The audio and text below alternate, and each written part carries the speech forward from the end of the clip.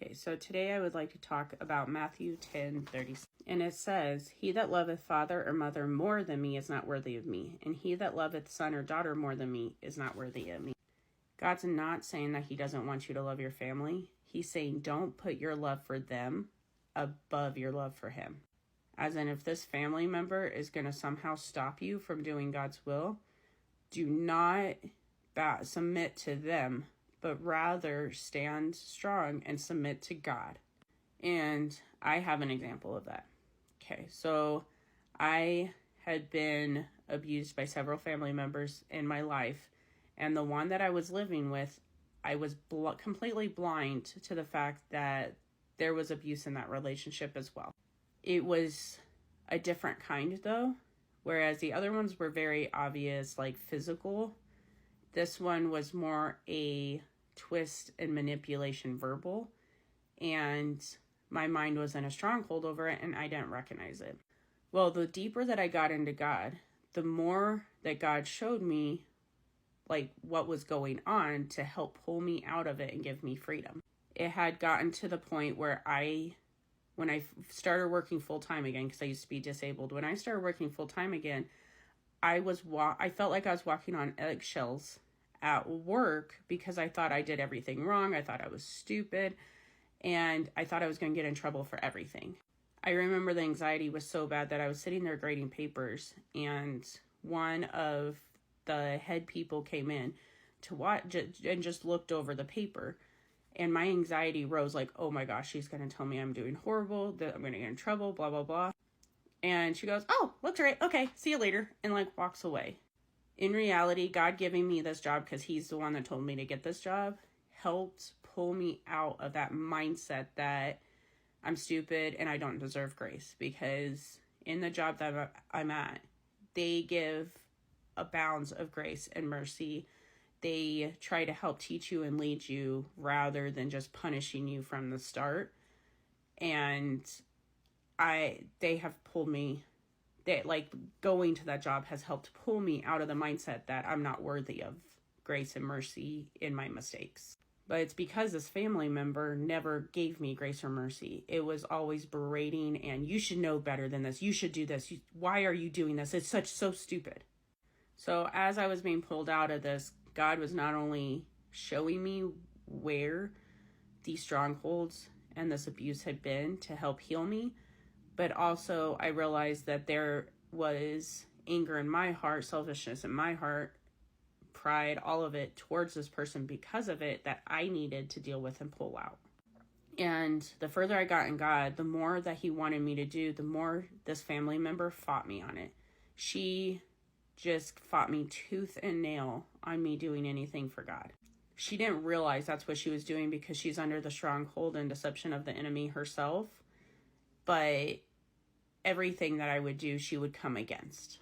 And this is where I learned this verse about loving God more than your family.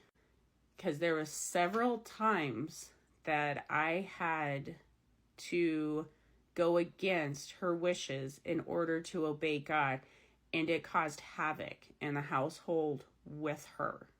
But God had me stay there not only to help me deal with my flesh, deal with my hurt, help me get financially stable because I had been disabled so long that it was a process of getting back on my feet, but also he had me try to point out the hate that she had in her heart for me. She doesn't even recognize that she has hate in her heart for me.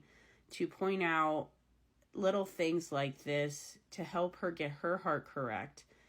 And not in a bad manner, but you could see things like she called me stupid for not placing a log the way she wanted. She didn't explain how she wanted it. I just laid it down and she called me stupid. And I'm like, look, I have no experience in this. Like, I was so frustrated at that point. Like, I have no experience in this. What do you want from me? And for a quick second, she was like, oh, you're right. You don't have experience. And maybe 2 days, she started giving me a little bit more grace going, oh, that's right. You don't have experience in this. And then it went right back to the normal calling me stupid over everything. So in reality, that was a moment for her heart to change towards me. And she didn't let the change happen. Finally, once I was to a certain point, and she had not allowed God to change her. I mean, horrific things happened with her. Horrific. When she did not allow that change to happen, God's like, it's time to get out of there. It's getting really dangerous. Like, it was to the point where she was going to crush my relationship with my son and possibly hurt one of us because she had already laid her hands on me.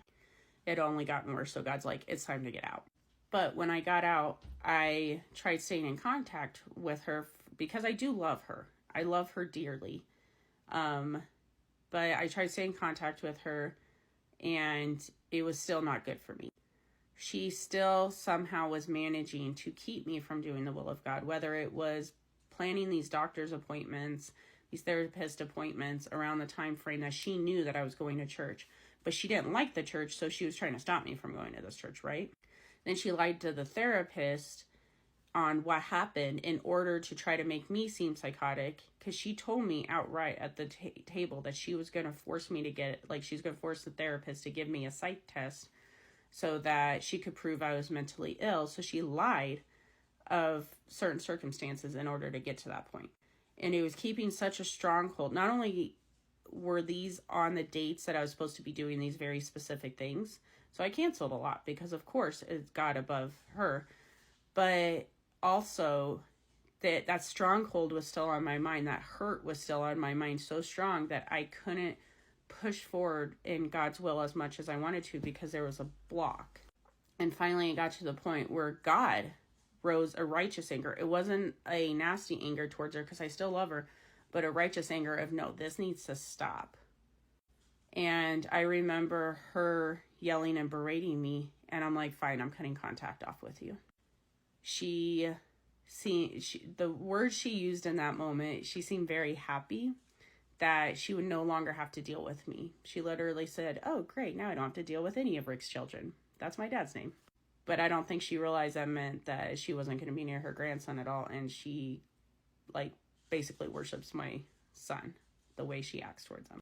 But cutting her off was very much so of God, because of how she was acting was not only holding me back from being able to pursue God's will further, but as well as my son, because she loved my son, but she would treat him very similar. And it has been a big grieving process. The one thing, but it's God's will. God says that, we will suffer in these times. We will suffer when we do his will. And it goes beyond just persecution from others. But the things he has us do are things that we don't necessarily want to do. I didn't necessarily want to cut off contact with her. I loved her. I still was grieving the relationship because I loved her.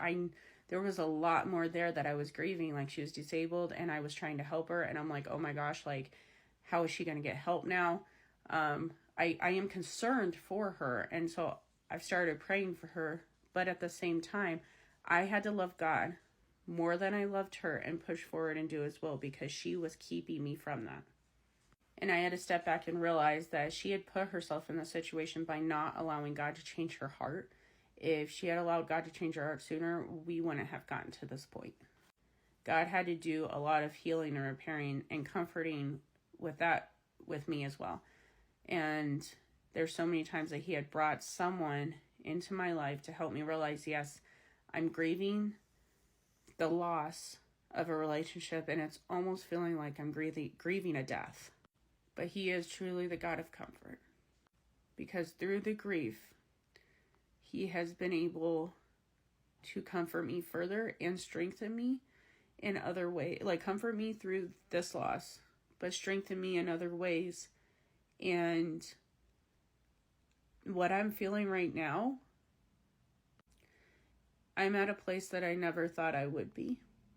I still love that family member, and I pray that one day that she gets her heart right, that she recognizes where her heart really is, so that we can mend the relationship. I hold nothing against her.